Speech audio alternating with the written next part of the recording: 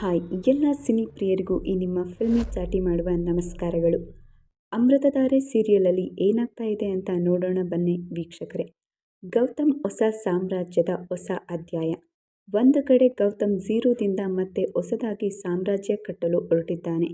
ಮತ್ತೊಂದು ಕಡೆ ಮಲ್ಲಿ ಜಯದೇವ್ ಕುತಂತ್ರಕ್ಕೆ ಸಿಲುಕಿ ಭೂಮಿಕಾ ವಿರುದ್ಧವೇ ತಿರುಗಿ ಬಿದ್ದಿದ್ದಾಳೆ. ಮುಂದೆ ಗೌತಮ್ ಹೊಸ ಸಾಮ್ರಾಜ್ಯ ಕಟ್ತಾನ?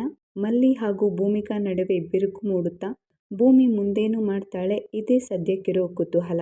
ಅಮೃತಧಾರೆ ಧಾರಾವಾಹಿಯಲ್ಲಿ ಹೊಸ ಟ್ವಿಸ್ಟ್ ಅಂಡ್ ಟರ್ನ್ಗಳು ಬರುತ್ತಲೇ ಇದೆ. ಇಷ್ಟು ದಿನ ಒಂದು ಲೆಕ್ಕ, ಇನ್ಮುಂದೆ ಒಂದು ಲೆಕ್ಕ ಅನ್ನೋದಕ್ಕೆ ಗೌತಮ್ ರೆಡಿಯಾಗಿದ್ದಾನೆ. ಈ ಹಿಂದೆ ಗೌತಮ್ ದಿವಾನ್ ಗ್ರೂಪ್ ಆಫ್ ಕಂಪನಿ ಒಡೆಯನಾಗಿದ್ದ. ಮಲತಾಯಿ ಶಕುಂತಲಾ ಹಾಗೂ ಜಯದೇವ್ ಮಾಡಿದ ಮೋಸದಿಂದ ತನ್ನ ಆಸ್ತಿಯನ್ನು ಬರೆದುಕೊಟ್ಟು ಗೌತಮ್ ಮನೆ ಬಿಟ್ಟು ಬರುವಂತಾಗಿತ್ತು. ಸಾಲದಕ್ಕೆ ಭೂಮಿಕಾನು ಗೌತಮ್ನಿಂದ ದೂರವಾಗಿದ್ಲು. ಇದೀಗ ಗೌತಮ್ ಹಾಗೂ ಭೂಮಿಕಾ ಒಂದಾಗಿದ್ದಾರೆ. ಮನೆ ಬಿಟ್ಟು ಬಂದ ಮೇಲೆ ಗೌತಮ್ ಬದುಕು ಸಾಗಿಸಲು ಇಷ್ಟು ದಿನ ಕ್ಯಾಬ್ ಓಡಿಸುತ್ತಿದ್ದ. ಆದರೆ ಗೌತಮ್ ಕ್ಯಾಬ್ ಡ್ರೈವರ್ ಆಗಿರೋದಕ್ಕೆ ಗೌತಮ್ ತಾಯಿ ಭಾಗ್ಯ ನೊಂದುಕೊಂಡಿದ್ದಾಳೆ.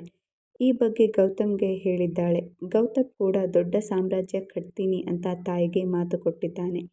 ಈ ನಡುವೆ ಮಲ್ಲಿ ತನ್ನ ಆಸ್ತಿಯನ್ನು ತೆಗೆದುಕೊಳ್ಳುವಂತೆ ಗೌತಮ್ ಬಳಿ ಹೇಳಿದ್ದಾಳೆ. ಆದರೆ ಗೌತಮ್ ತನ್ನ ಸ್ವಂತ ಪ್ರಯತ್ನದಿಂದಲೇ ಮತ್ತೆ ಸಾಮ್ರಾಜ್ಯ ಕಟ್ಟಲು ಹೊರಟಿದ್ದಾನೆ. ಹೀಗಾಗಿ ತನ್ನ ಡ್ರೈವರ್ ಕೆಲಸಕ್ಕೆ ರಾಜೀನಾಮೆ ಕೊಟ್ಟಿದ್ದಾನೆ. ರಾಜೀನಾಮೆ ಪತ್ರವನ್ನು ಭೂಮಿಕಾ ಬಳಿಯೂ ತಂದು ಕೊಟ್ಟಿದ್ದಾನೆ. ಮುಂದೆ ಗೌತಮ್ ಏನ್ ಮಾಡ್ತಾನೆ ಅಂತ ನೋಡೋಣ ಮುಂದಿನ ಸಂಚಿಕೆಯಲ್ಲಿ. Thank you.